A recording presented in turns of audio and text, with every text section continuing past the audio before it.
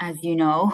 So let's see what comes out of this. But now I'm going to start the recording. And for those people who might be listening to this, then I will try and just quickly introduce IFT Days. So International First Therapy Days started out as a live meeting in Finland in 2018, where we brought practitioners and scientists together under the same roof. And we did the same in 2019. This was really in the beginning of sort of forest bathing coming to the West as we know it now.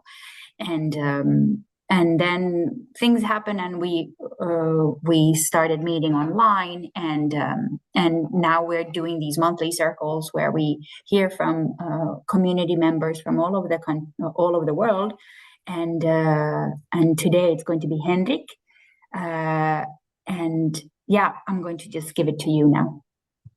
So please. Okay, thank you, Katrina.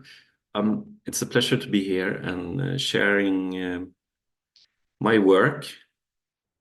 I've been working on a master's thesis for a while now, and basically I've tried to find out a little bit about what meanings are assigned to nature experiences in everyday life. And everyday life, I wanted to do it like that because I didn't want to have this wilderness experience that you go far away on a holiday or something like this. I'm curious about this daily interaction that we have in nature. And yeah, I'm not going to talk about the technical stuff. I'm going to talk more about what I've found. And the first thing that I found was that these experiences, they characterized by the individual having this openness towards nature. And my idea is now that I will share small parts of texts, a couple of sentences each time, to illustrate. I will do that in the chat. So basically what I have been doing is that I have found a very interwoven, it's like I don't know, a carpet or something that creates a meaning structure, as it is called. And one part of this meaning structure, one thread you could say, is that nature is experienced as supporting environment and a place for processing and managing daily life. You do this alone or together with others. So in nature, expressing thoughts and feeling is perceived as more permissive. So that's one constituent of the meaning structure that I have found in my research. I will go through these, and then I am hoping that you would like to share your thoughts about these. There are 4 of these constituents or parts. And then I just hope that we can have an opportunity to share your thoughts about these. So the second part would be that going to nature offers opportunities to feel distance from and also get a perspective on everyday concerns through a change of environment and positive experiences. This is something, if you study environmental psychology or therapeutic landscapes, then you see that going away, being away from your everyday environment.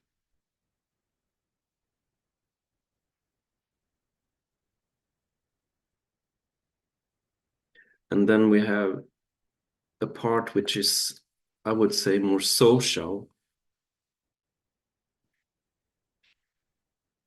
in character.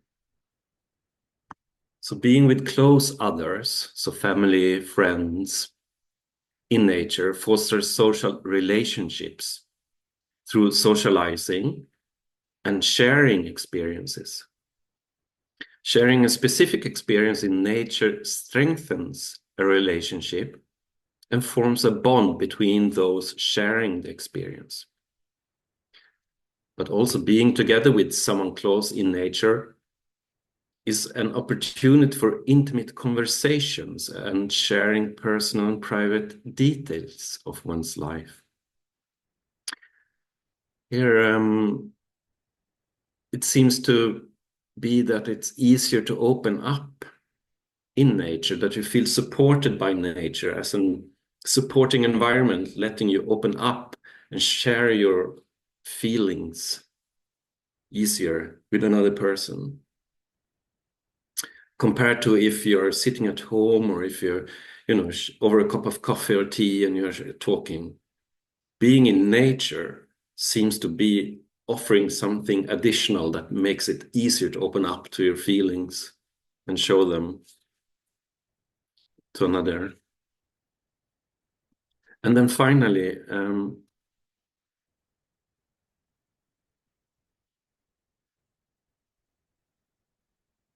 nature experiences are marked by feeling a sense of connection with animals, plants, and natural entities. And it's characterized by this openness towards and an affinity to nature. And it's alleviating isolation and leading to a sense of being part of something bigger. So here it's about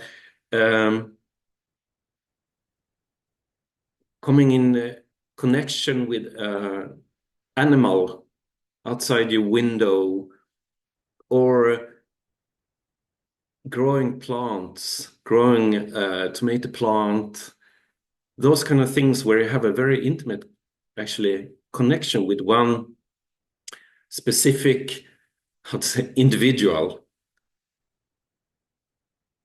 And with doing that, you somehow create a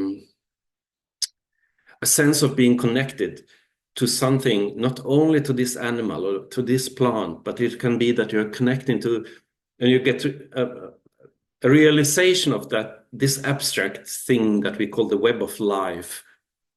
Oh yeah, but my actions towards this animal, so towards this plant, I can see the influence, and I can start to vision a web of life where I am, my actions in this web of life has influence on other people, other animals, other plant individuals, living individuals, or natural entities like a lake, that your actions are spread through this web of life.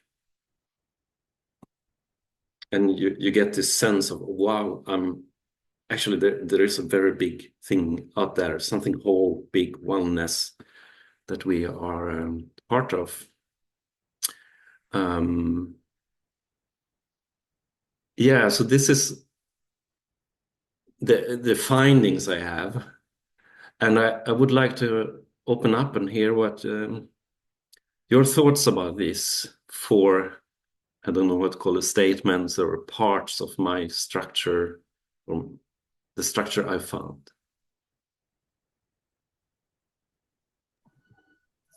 Yeah, so how about we are a small group, so you can just open your microphone and share it.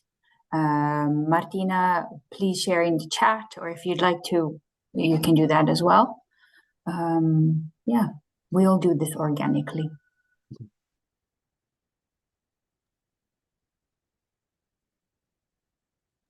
And thanks, Henrik, for sharing your work. It's fine, thanks. Thank you, Henrik, so much. I'm very curious about work you do, and we have had many conversations around. Yeah, and how this work also impacting our understanding of our own lives and experiences of who we are and what we try to do. on this beautiful earth. Mm. Yeah, it's very interesting, these points that you raised. To me, like, yeah, when studying forest therapy, there's a little bit these, theories that try to support or explain what is happening there. But as you know, I went in studying this Gregory Bateson work on ecology of mind. And for me, what became clear, and I think what touches maybe a few of these points that you highlighted, how in everyday life we are stuck in our behaviors and roles, that are very culturally defined. Like, okay, you are the daughter, and you are supposed, in this culture that you live, you are supposed to do this, this, this. And you are the parent, of your children, and you are supposed this, this, this, and then you are partner. And because these kind of presumptions, who you are supposed to be, how you should exercise your role, it puts us, it creates this feeling of being diminished or experiencing violence, Okay, I'm supposed to be this, but it's so difficult for me because, I don't have skills, or it's just so uncomfortable to me. So there's this all kind of slow, silent violence that is going in our everyday lives that are defined to our roles that culture prescribe to us, and how these roles have to be exercised. And I feel that in these points that you're highlighting, that like nature environment is really changing our context already, but like from going from home to the forest already as a family or as friends, that we know for a long time. It's a new environment, and it's somehow this balance us. It brings something different, or especially on this social dimension. Or it's also this between ordinary, what we do every day, these routines, how we lead our lives. And here we go into other contexts. So for me, it feels that what Gregory Bateson would say, when systems are being stuck, then we feel that we are not growing as humans, that we are reducing continuously each other, that this nature environment just offers new contexts that allows something new to become or to experience. I don't know, how would you see because for me it's like a bit feels like this underlying thing, that we come from usual into unusual, from ordinary to extraordinary, from defined roles into unknown environment where we don't know what is my role in the forest anymore, because it's not my usual environment. How would you see this? To expansion basically of context, that nature becomes new context that offers new possibilities to us to be and to become and to live things differently. Maybe I should have said that I have a philosophical perspective on this, and it's from philosophy of existence. And I didn't want to take up so much time about talking about my discussion about this. I wanted it to be more freely, so I didn't put a frame on you that, you have to. So, but this is very interesting because my thoughts now, when I'm writing the discussion, is partly this, that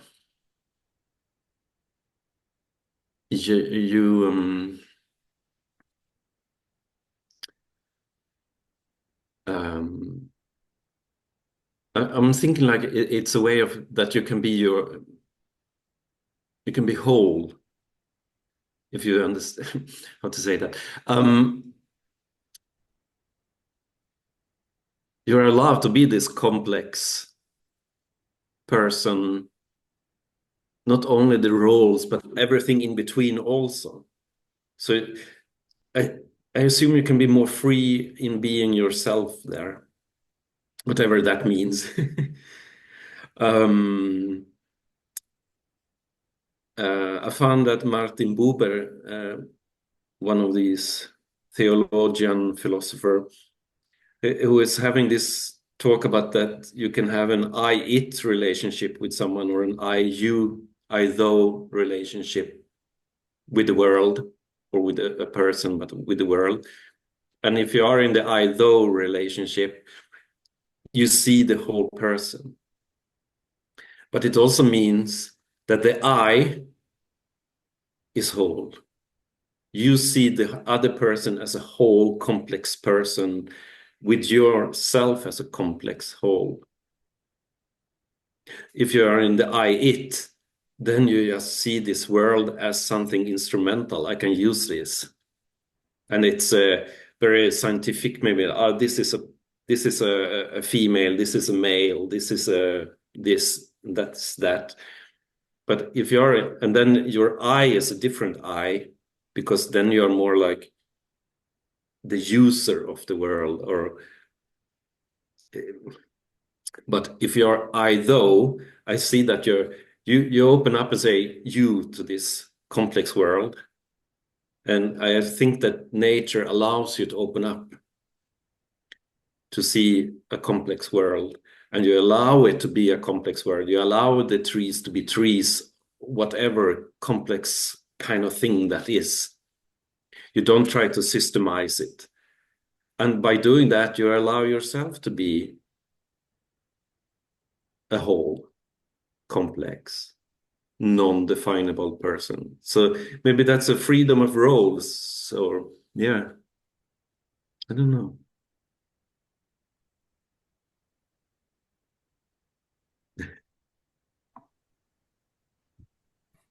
Thank you, Henrik and Vitalia. Does anyone else want to tip into that? Because your microphone is open. Okay, thank you, Katrina and Henrik.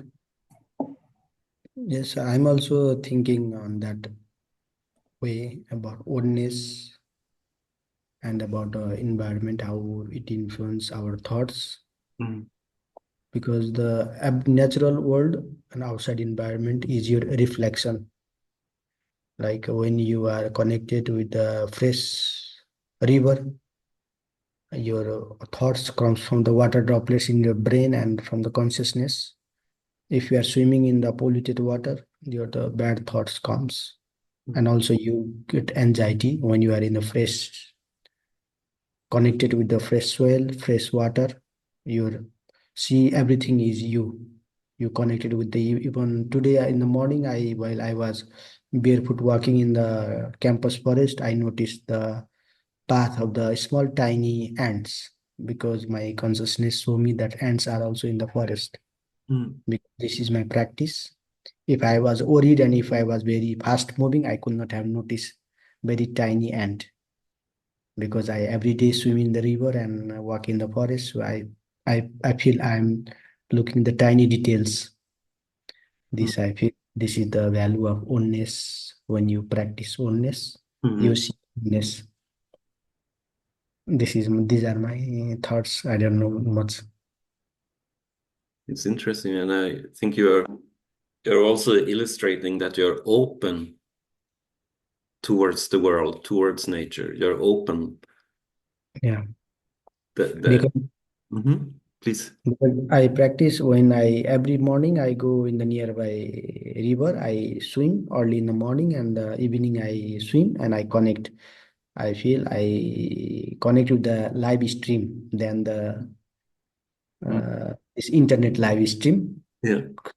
Swimming in the live stream, you get a lot of data, and so I feel, oh, I need to connect with the IFTDays. There is your tribe. The consciousness give me the signal and I connect. Yeah. So this is oneness, because I'm very far here and we all are in different part of the planet and we are connected. Yeah. This is beauty of oneness and presence here. I can see and also realize. Yeah. True. Thank you. Yeah.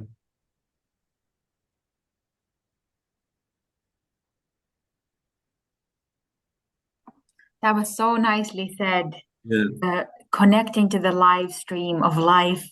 We should be doing that every day, obviously. That's lovely.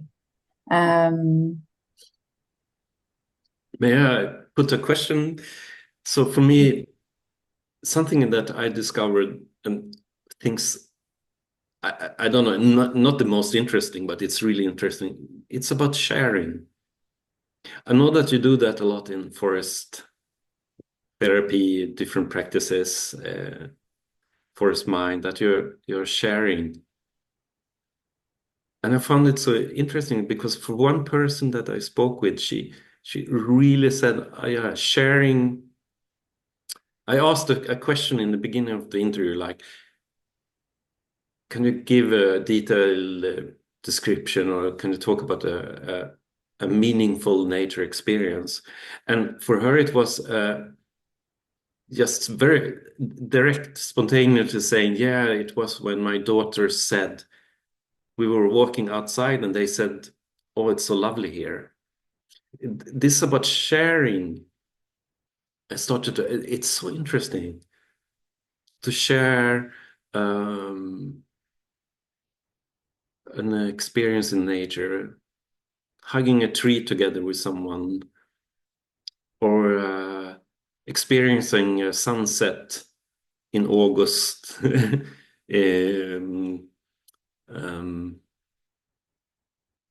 And then it comes even further, because then sharing could be making a photo and show someone, look, I saw this, and you want to share it. And I'm very curious about this will or wish to share. What can that be? What's the meaning of that? I'm so curious about it. Does anyone have any thoughts about this, about sharing? Now we are talking sharing about nature experiences, but there's so much sharing going on in the world now. But Katrina? I just want to say, because Martina cannot connect, she shared in the chat, I think sharing is healing. So that resonates. I'm not sure I understand, but can you say more, Martina? Sharing is caring. Yeah. One of the things that I'm just going to take the word for a little bit, that we just discussed last weekend, in the forest mind training in Portugal, was that often it's a way to also bring things to life, things that are abstract, things that are sort of incomplete or random feelings. And then someone else is able to, maybe somebody who has thought about these things more or is more verbally articulate, and is able to put things into words. That's also very healing, because you all of a sudden get names for your emotions, or names for the very random phenomena that you have experienced. So that way, what Martina is saying is really, I can resonate, that is a healing way to become seen in a way. Anyone else? Yeah, I would like to build on this sharing. I think indeed we are part of ecosystems and all planet, biosphere involved, at least in the last few 100,000 years with us. And I think at this very moment, I think it's so intrinsic sharing. We are sharing all kinds of things. Like we've been with industrial revolution, we've been sharing pollutants, We have been sharing toxic substances. We've been sharing with oceans and rivers and airs, things that's been massively killing life. So this is also, I think, part of sharing. And what I often feel that in this nature connection conversations, we kind of tend to fall on this romantic, side. And I think probably it's natural because, yeah, we went to such the equilibrium. I think there are many ways of sharing, with very different effects of sharing, that some are healing and some are life-breaking sharings.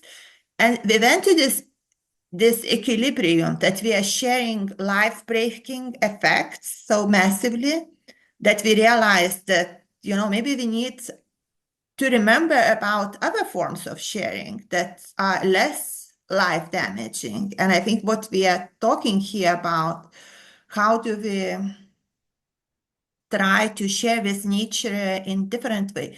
And I think for me, it really touches on this reciprocity, that this is kind of mystery still, very big thing that I don't understand for today. How we can share in this reciprocal, life-generating way. Because I think these nature experiences and a lot what Henrik, you shared, it's also taking from nature. It's obvious, yes, that, maybe I have very violent environment and I move into nature, and many creatures in nature, at least how nature is being designed or allowed to be in the cities, is in fragile situation, and I'm in kind of dominant position, towards plants.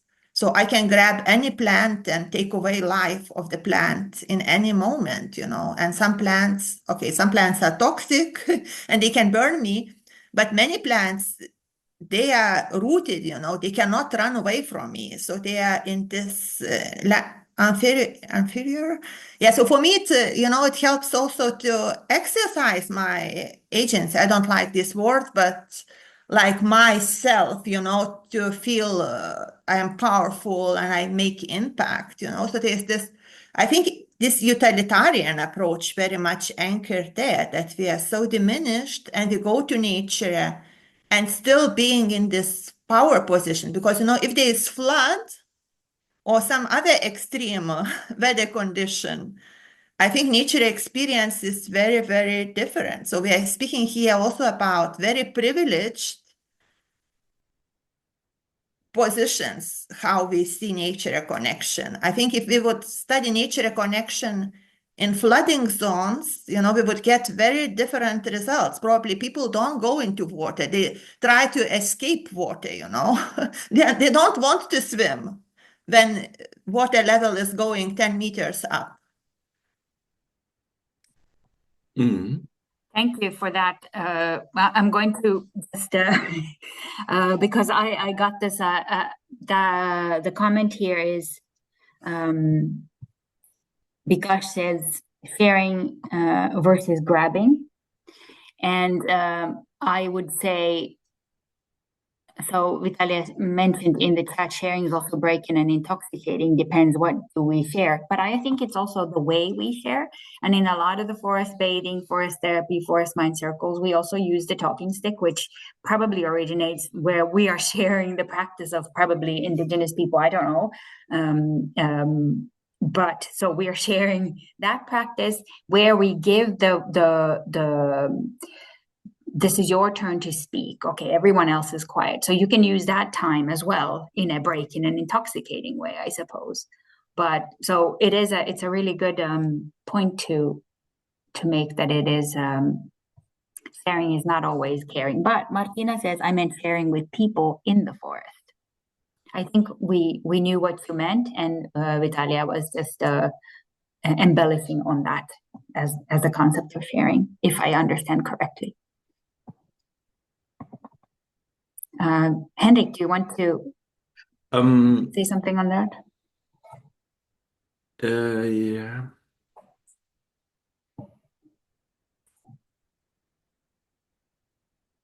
So what I noticed with sharing was parents, so those I interviewed, wanted to share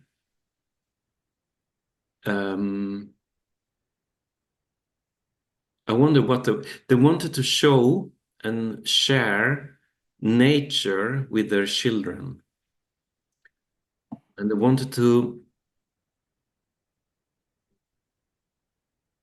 show the beauty of nature. So it's like the parents are open and have a relationship with nature, and they want to bring that to their children. And when the children spontaneously say something that resonates with the parent felt such a, happiness, such joy that I managed to give this appreciation or love for nature to my children. So that was one type of sharing, that when first, like, the parent want to show the children about nature, something beautiful, or it was like, I appreciate this environment, and they have this hope that, oh yeah, the children would appreciate it too. And then at some moment the child is actually telling this, oh, it's beautiful here. I'm happy we are living here, so I can come. That's one way of sharing, parent-child. But there is also the sharing of seeing a rare bird. Say, look, make a photo, and then come home and say, look, I saw this rare bird. And your spouse or a friend is reacting to that. That I find it so interesting that you want to share those photos, which we all do, like, or just sharing, telling, like, yeah, I saw the robin today. It was singing. It was lovely.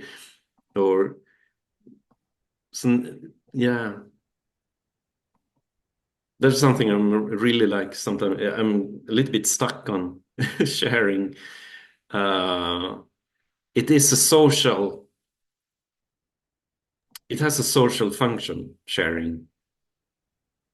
There are studies, of course, in psychology where they say that if you're two persons sharing an experience, it enhances the experience. And as someone said here today, also, like, I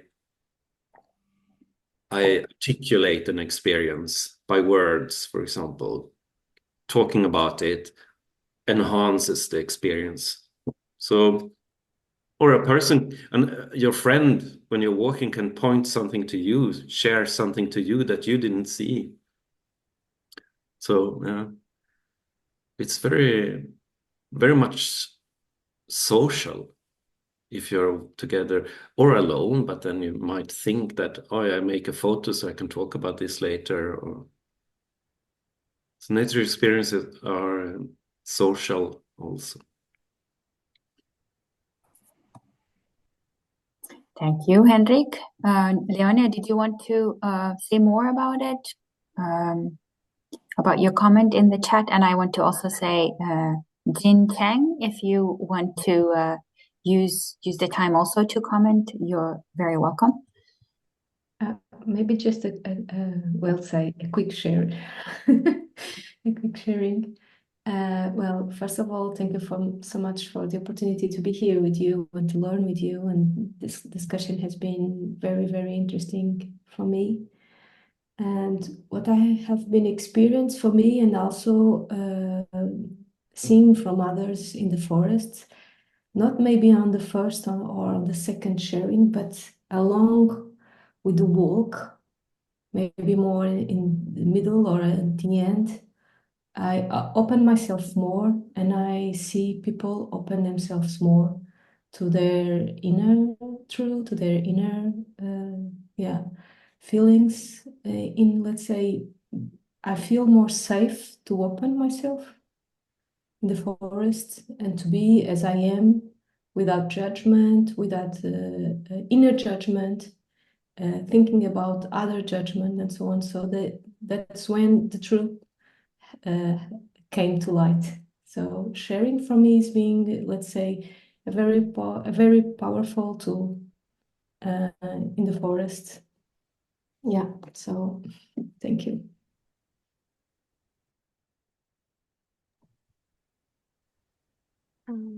Yeah, my name is Jin and I'm come from Taiwan. And as for sharing, I feel like I will see it in two different layers. One is, as Leona said, about sharing with another people about your experience, and the other is about sharing your own feelings. And I feel like that that is come to the words that you trying to find the right words to describe your own body sensation feelings, or what did you notice and what's inside your body's feelings towards the nature around you. And by finding the words to describe your body or that abstract feelings that make you even come towards yourself, that at first our feelings or our sensation is like or just the feelings and it's really abstract, but you find a word to give it a form and to give it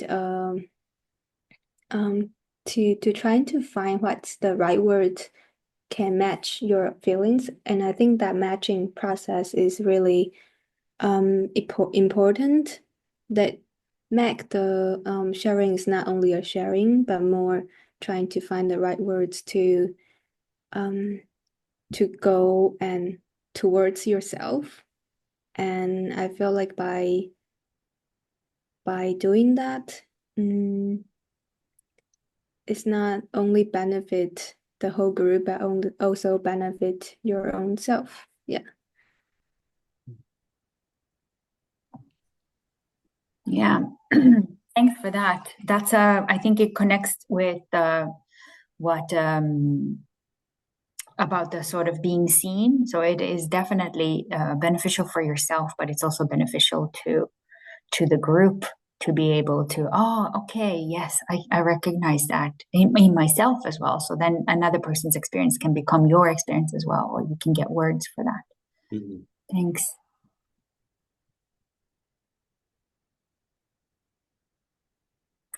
Anyone else?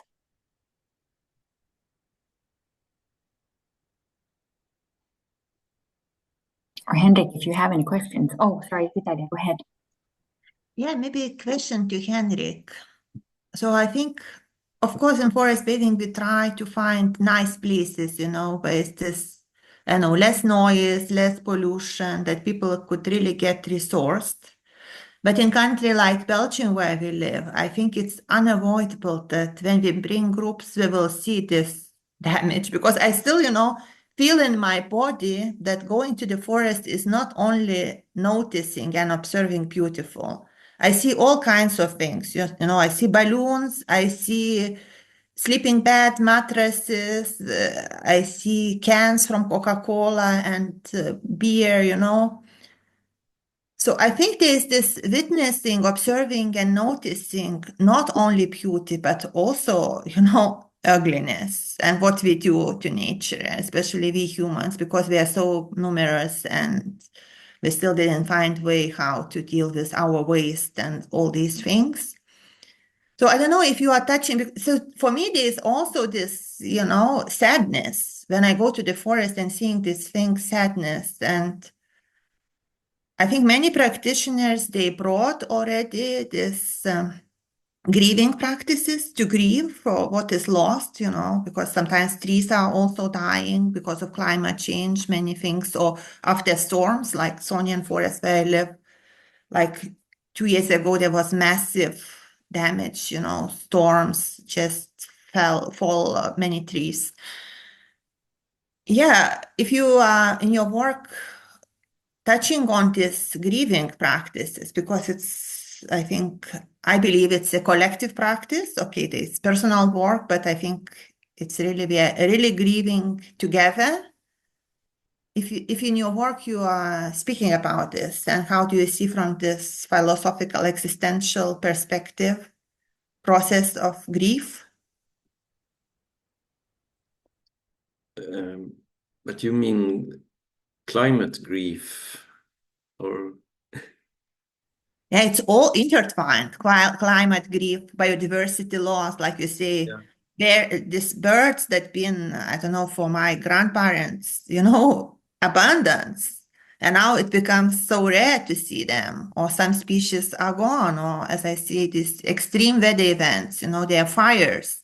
I think in Portugal, maybe Leonie is more familiar, like there are parts of the world that there are huge fires, and then we live close to it and we are witnessing this, that forests are being gone and many other species are being gone. And it's largely due to human activities.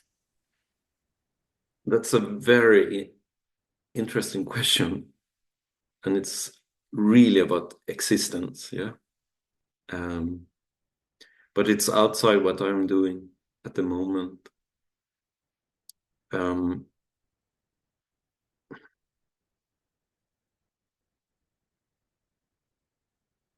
I have no idea what has people have asked or worked with these questions, actually. But it's really about the grief. I understand what you mean. It was, I mean, if you're walking, now you live so close to Brussels.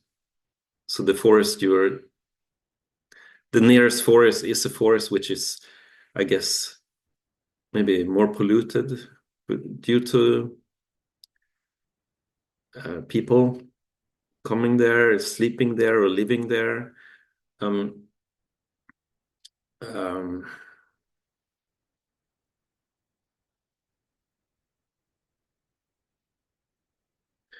I wonder if is that a nature experience?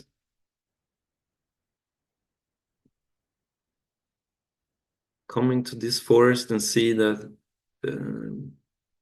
trash, is that nature experience, or is that something else?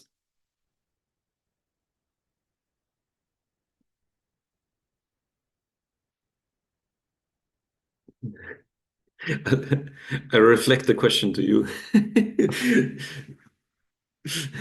Back to you, Vitalia. Is that, I mean, I understand what you mean, and I know that we have spoken about there are nature experiences like flooding, yes, or storms or ticks. We were talking about ticks a lot. Do you remember? Mosquitoes, stuff like that. That's also nature experiences. And I'm sure a storm or a flood, that's really putting yourself into this realization, I think, that you are quite tiny as a person. You're small. The forces of nature are so big sometimes. And if you're talking about mosquitoes or ticks, then actually you come into this realization that you are actually a food for someone. There is something for you're not only the predator. There are actually animals who eat from you. Like, it doesn't have to be a huge bear or a tiger or whatever. I mean,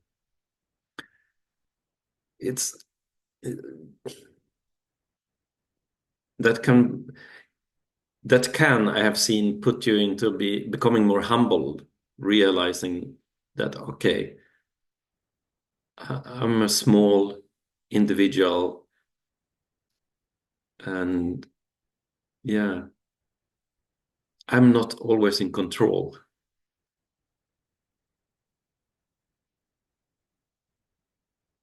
Katrina?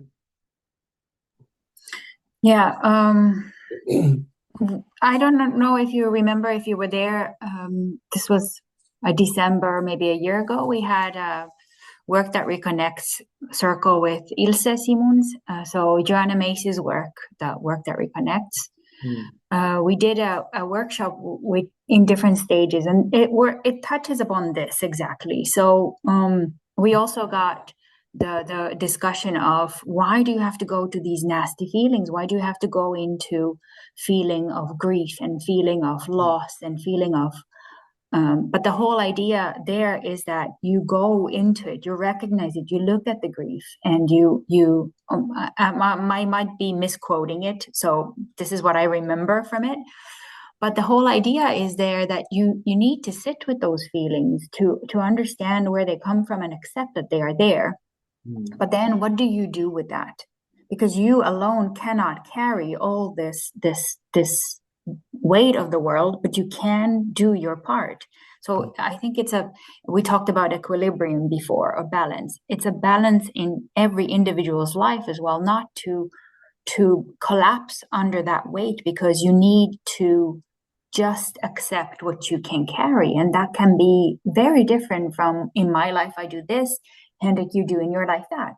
So I think it's about then sort of mobilizing in your way, with your skills, and then now we connect to the work of Bill Plotkin and the ecological niche and what you can bring into the world, because basically it comes back to how can you carry your way to be part of this. And then I'm going to bring another thing is, do we really have to constantly work towards something? Because this is what it is. I mean, as a humanity, we are constantly destroying and building. So maybe the equilibrium is making peace with, well, it is sometimes real shit, and sometimes it's sunshine. So,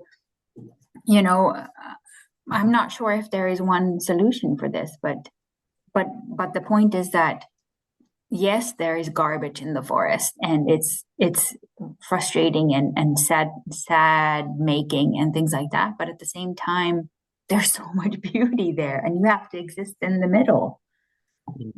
That's all I'm going to say about it, because I don't have a solution. I'm in the middle as well. Yeah, exactly. No, but I think maybe eco grief, if that is maybe the overarching concept, I don't know, but yeah, I think like sound pollution. I have a strategy for my sound pollution when I go to my forest here, and it's really one of the busiest highways of Belgium is passing this forest. So in the beginning, it's a lot of noise, and then you come deeper into the forest and it's more quiet. And then I can think about that noise as, yeah, there is a river further on that makes this noise, because then it's not this cars. It has been a bit, the noise is weakened in such a sense that I now can imagine that, okay, I hear a river further away, there is a stream, there is white water and so on. But this eco grief of being so heavily, I'm struggling with that a lot. And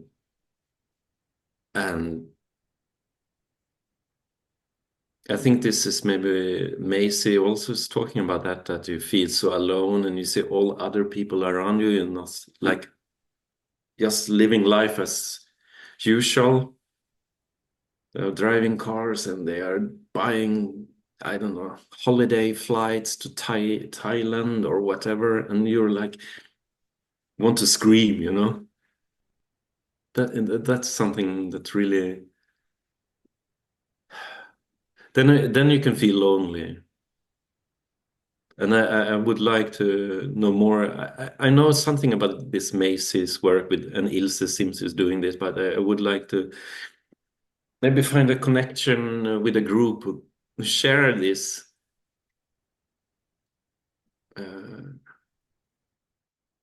There I feel grief actually.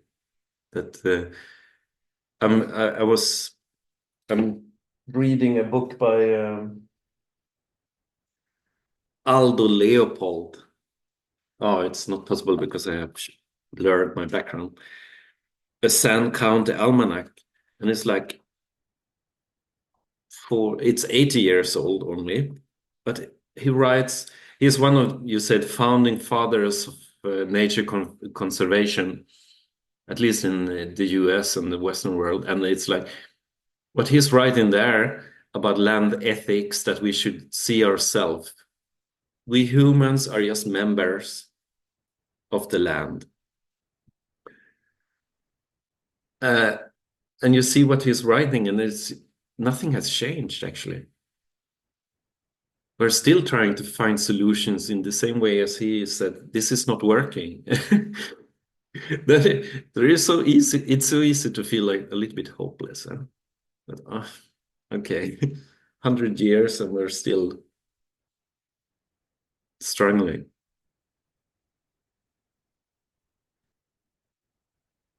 Yeah.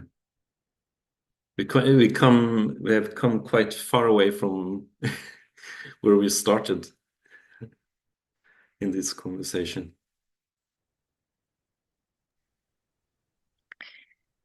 Yeah, I saw that there are now forest bathing trainings in combination with John and Macy's work. So to me, it feels like maybe we have to do both. I don't know. Certainly, there are, I think, multiple methods of all kinds of showing beauty and grieving for the loss.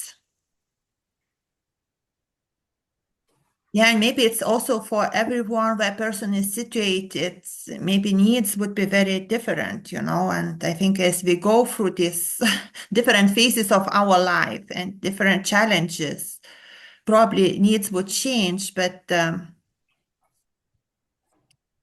yeah, I think we need this diversity of practices, because yeah, I think everything, beauty and ugliness goes together, you know, and regeneration is going too. Yeah, I'm just wondering, you know, that somehow how we can create environments where people could choose, or I don't know, even to feel, you know, but because like if we go with the group to the forest and we see some kind of destruction, you know, or damage, and we ignore it, you know, that we don't acknowledge, we don't take this moment to acknowledge and to witness and to grieve for that, I think it can leave also this feeling of hostility, you know, oh, I am only the one who see it, you know, like everyone pretending that everything is beautiful here. So it can, I think, also, if we work on this one-sided, if we work in this one-sided way, it can leave also feeling this alienation, you know, and loneliness. So I think there's some kind of honesty that we need, and maybe ability to respond what is there, you know, maybe we didn't plan, maybe a guide planned the walk and something very terrible was not there yesterday, and today he's walking with the group and it's in front of the, you know, so do I stick to my script, you know, how I planned, or I really take a moment and acknowledge? So I think it's also about the skill of noticing, of admitting, of acknowledging, and living with that. But that's, I think, all also kind of craft and skill. Like there is no ideal method, maybe it's just the feeling what is needed at this very moment and how to respond to it. And Katrina, maybe you are, and others, you are more guides. So how I think it's important, yeah, how you face in your practice, because I'm sure these things are happening all the time. Well, depending on what happens, but like now, just the freshest experience was when we had the forest mine training with Leonia and in Portugal, and one day we had a person walking around with a lot of trash in her hand, so she was constantly picking up trash that she saw. And then everyone saw her do it, and then they like that became a thing. And then we noticed, oh, there's a trash can right there where we are doing most of our practice.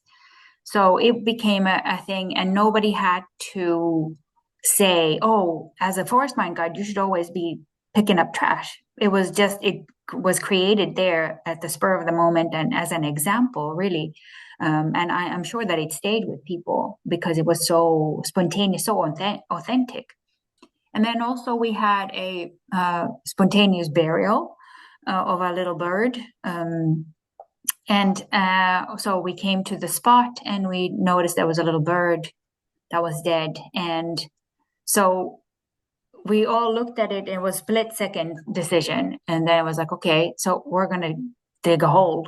I'm going to put the bird in there. And then we covered it nicely with some, flowers, even leaves and things like that. And then it was done. Nothing, there was no ceremonial things, but we all acknowledged this happened. This had to be done, even if it was maybe birds don't bury their dead. But, we were part of this ecosystem here.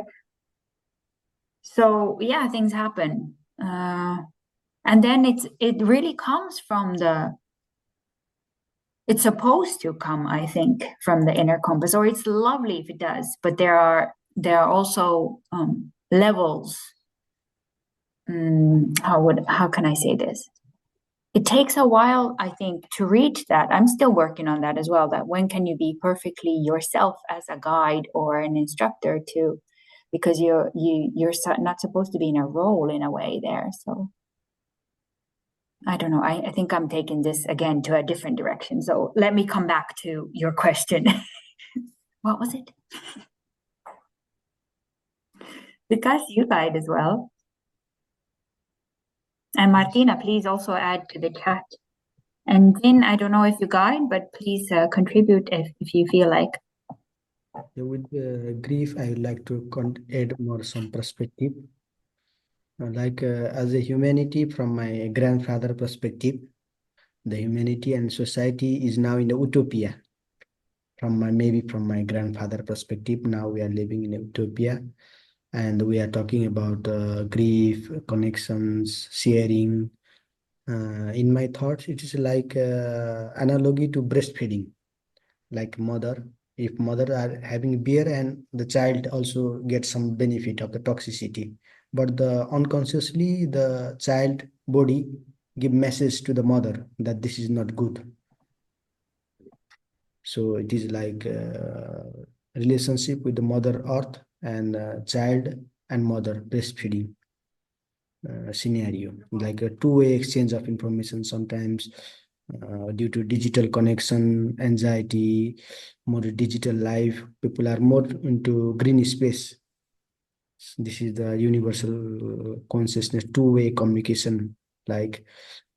Sometimes I'm wondering why I go in the flooded river, because I'm most time I'm more in the desert life.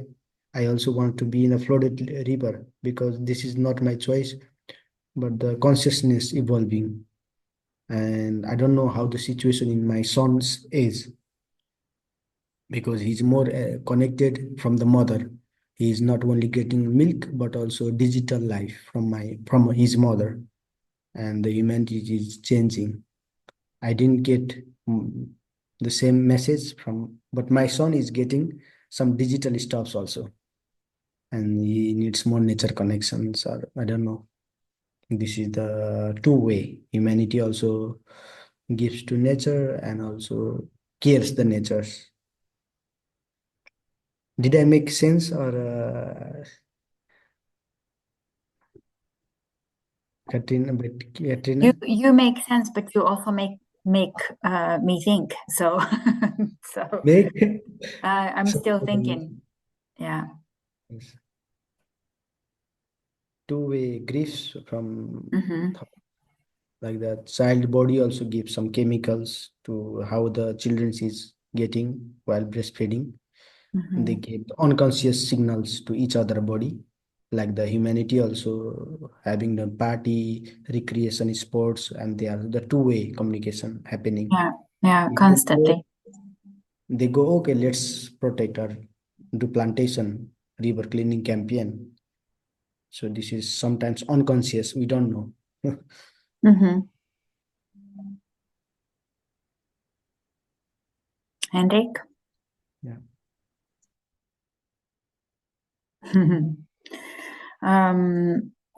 I wanted to get back to the chat just because we have people who are not able to use the microphone. So just so that it's acknowledged, Martina says, I think still coming to nature brings hope to environmental grief, and the pain and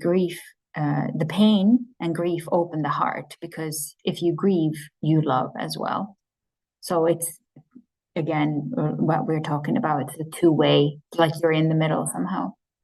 Din is recommending a novel, Bewilderment by Richard Powers. Thank you for the hint or book suggestion. Okay.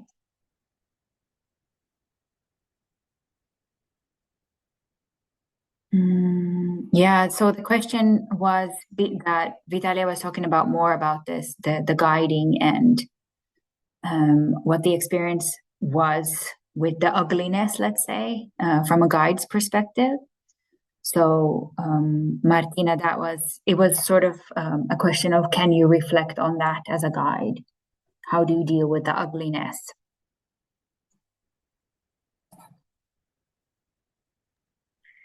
Yeah, and maybe, even walking individually, I think, Henrik, when you walk, you're also guiding.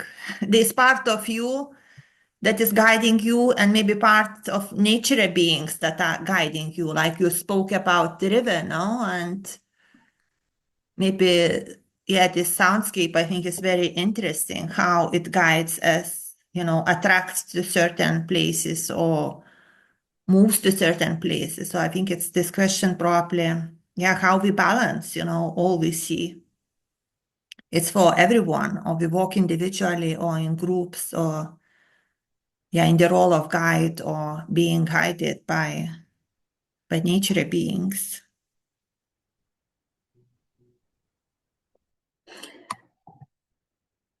Have an idea of just going what you said about guiding yourself and the ugliness. The fact is that we don't really look for the ugliness when we go for, okay, I need a nature walk. I need to go out to refresh or calm myself down or console myself. And I do that in nature. I go to my favorite places. I know where I get that feeling. So I don't go for the ugliness, because that's just going to make it worse for me. So maybe that might be an interesting experiment to do the ugly walks, to go after the ugly, and what happens with that? What can we do? What does that do with us, and what can we do with that experience?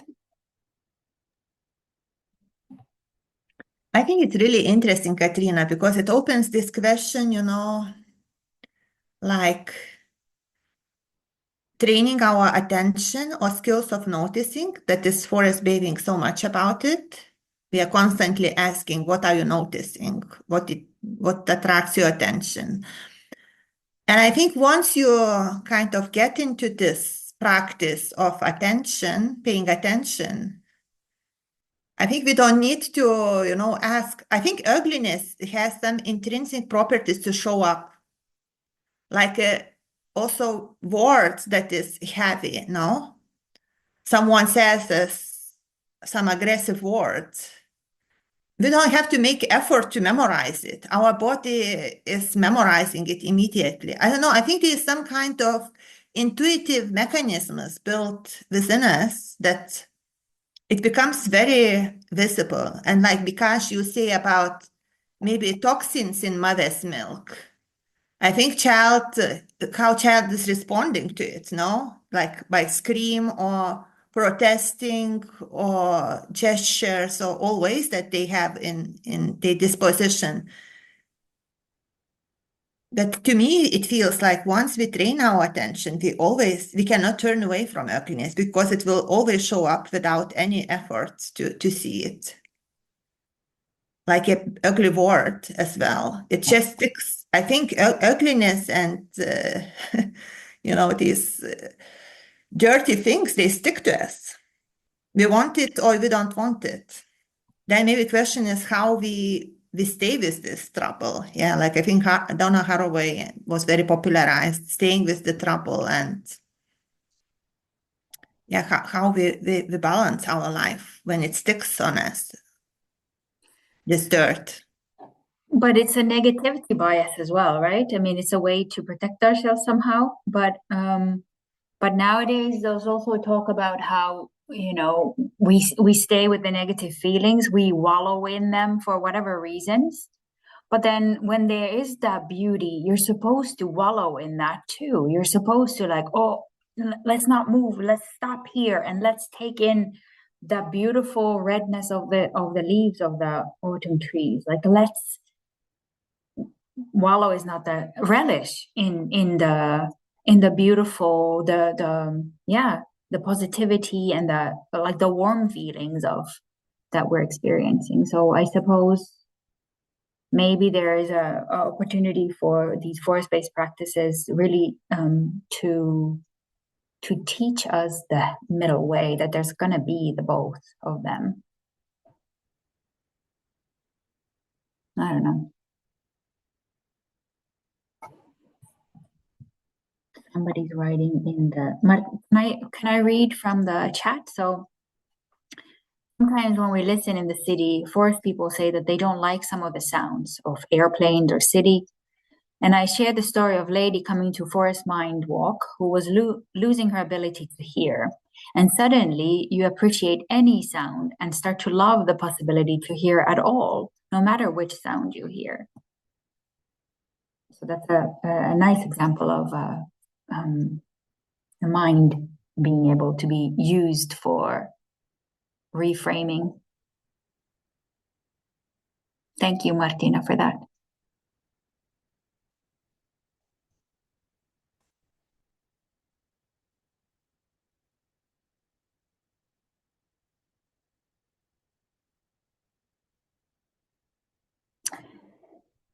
Yeah, well,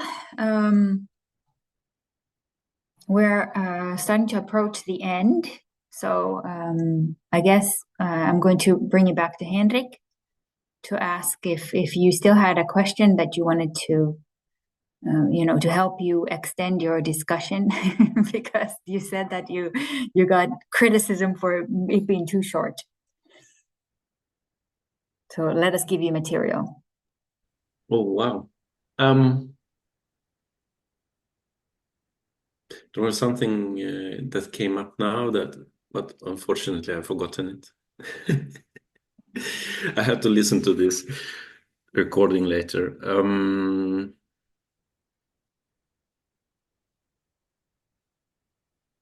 I wish it's so. There was something I wanted to mention, but yeah, it's gone for the moment. Okay. Unfortunately, yeah.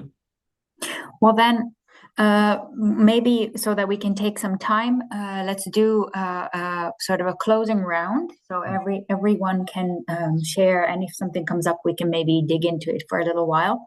But maybe, Henrik, based on our discussion today, if you have any new thoughts or you are inspired by some insights or whatever, maybe you can go from there. You can start. Yeah,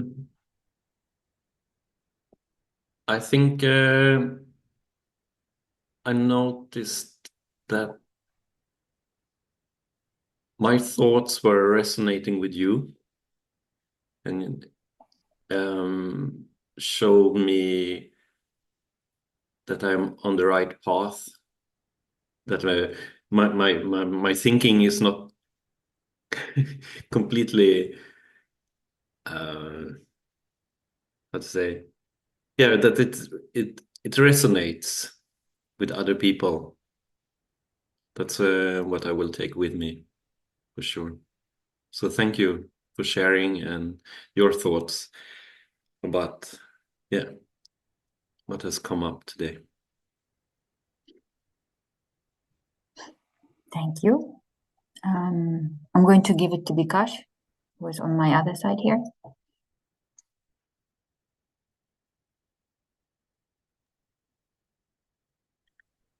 Sorry, Katrina. So,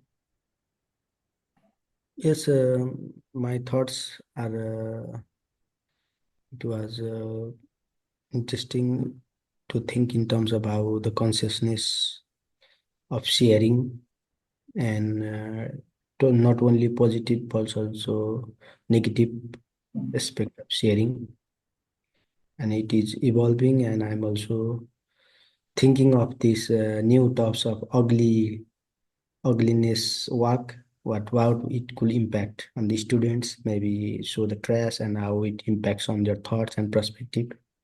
These new insights I get, maybe the polluted river and how they think, how they feel, and see it will be a good exercise to do to my students. Thank you for this interesting talk today, and I'm grateful to connect with you all. Thank you. Jin? Yeah, thanks also. And I feel like since right now I'm living in the city and I come from a more of a suburban area where it's close to nature and mountain and ocean. So right now I feel like it took me almost a year for me to adjust in this city place.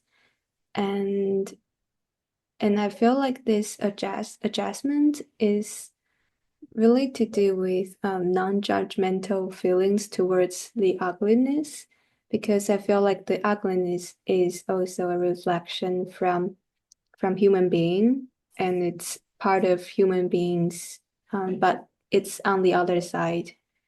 And sometimes I will reflect myself that if is it my nature is only the essence of the nature, is only that the beautiness, is only that authenticityness from the nature, but how about the natural disaster or the earthquake, tsunami, something like that? I feel like that's also part of the nature, and just like part of the human being, we also got the beautiness and also the ugliness, and I think that's the both side. Yeah, and I'm really glad that we have this conversation. Thank you. Thank you. I saw Henrik was, Yes. you remembered. Yes. Yeah. Thanks. Thank you, Jin. It's about the judgmental, non-judgmental attitude. That's something that came to me when I was working with this material, but also walking in my nearest forest. It's not my forest, but it's there. And it is a forest that supports me a lot during my work and in my life. The thought that came to me was that this is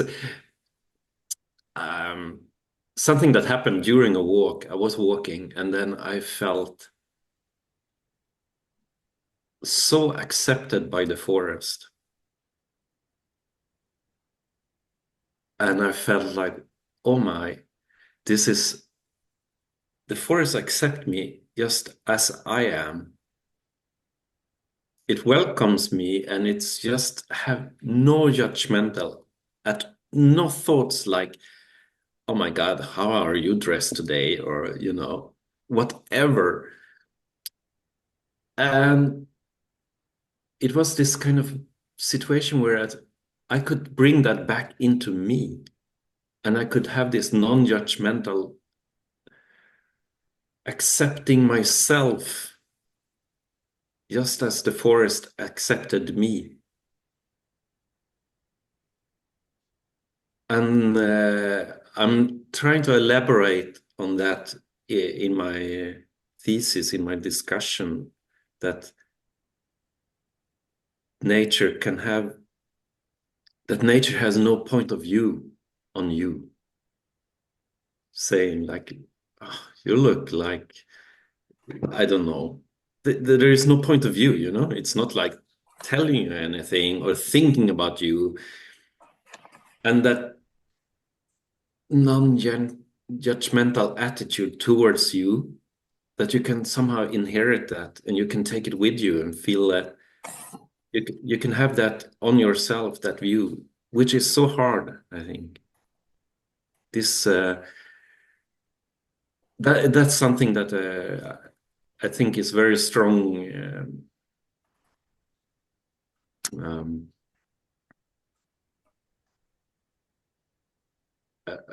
A thought that I had in walking there, but it came in this process of working with my material, thinking about these things for a long time. But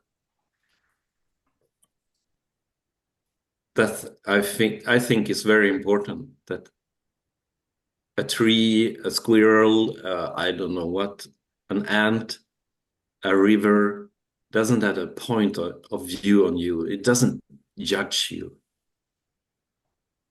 It welcomes you.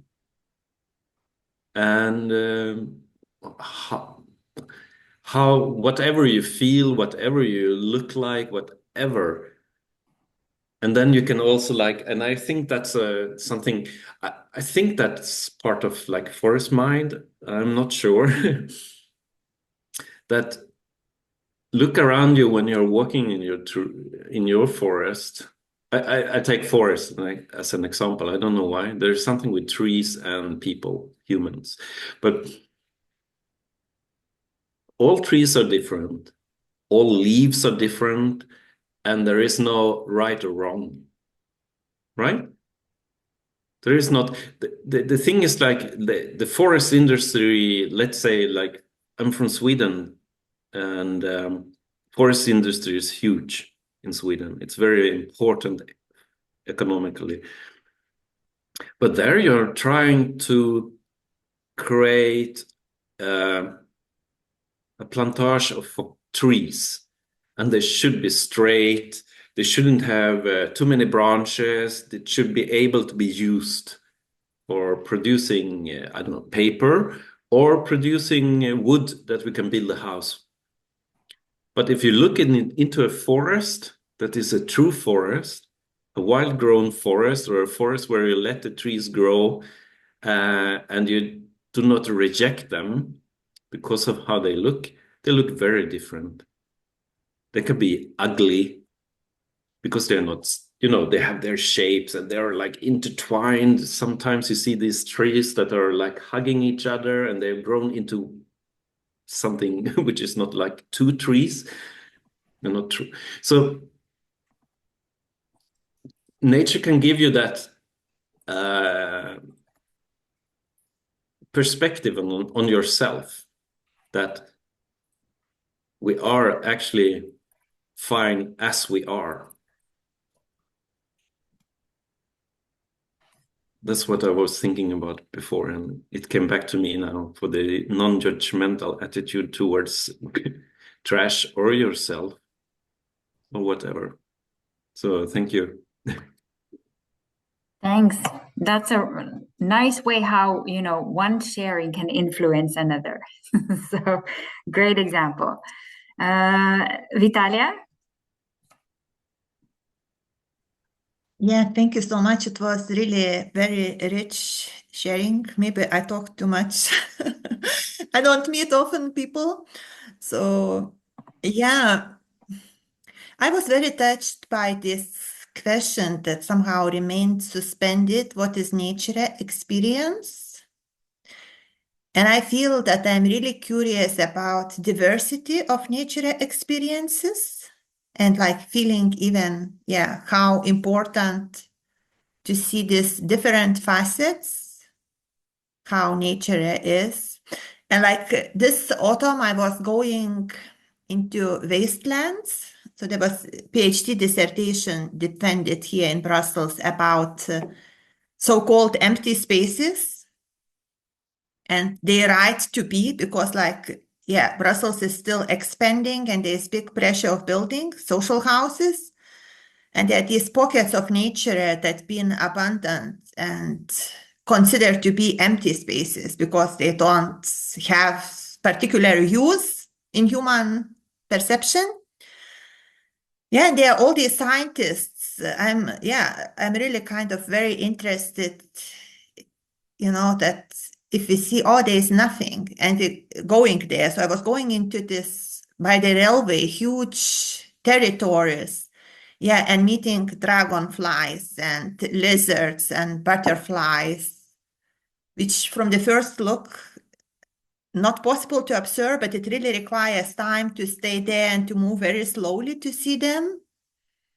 So I'm also interested in this diversity, that we bring people not only to these most beautiful spots of the forest is important, but also going to these wastelands, going to these damaged places. I also felt like maybe this beautiful and ugly, it's very culturally conditioned things. Like all this question about aesthetics, it's very, what is beautiful, what is not, is very enculturated and very conditioned. But maybe for me, it feels that it's important, even taking into consideration Henrik's invitation to be less judgmental, but to notice when we break life. I think that's kind of fact, when we take life of someone or when we are damaging someone. I think it's the skill to practice and how we can be more attentive to life. So that's me. Thank you, Leonie. Vitalia, and now I would like to ask Leonie as well to share just what you're walking away with. Yeah, well, just to, let's say, add here that one thing that I'm trying to remember always when I go to visit my parents and to the town of my parents is, let's say something like allow flexibility. So I bear in mind allow flexibility.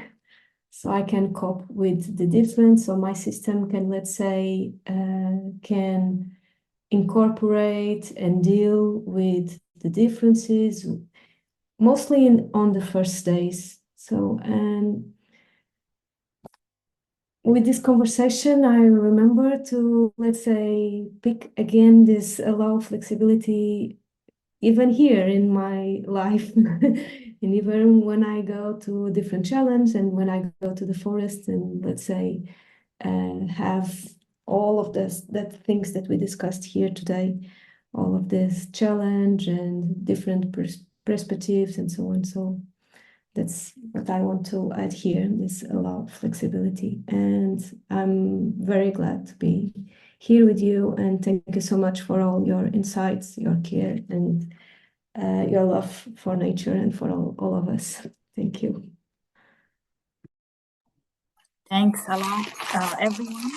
I wanted to share, as I was listening to Jin and Henrik and all of you, a thought came to mind.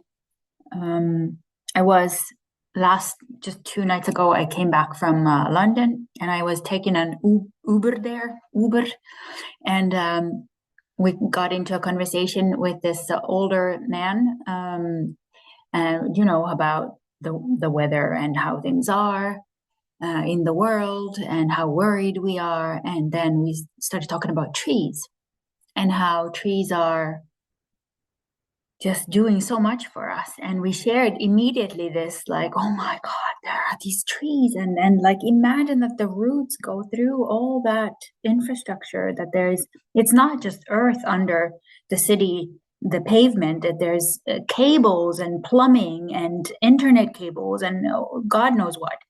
And the tree is putting its roots through it and trying to make it happen. And it's giving us so much.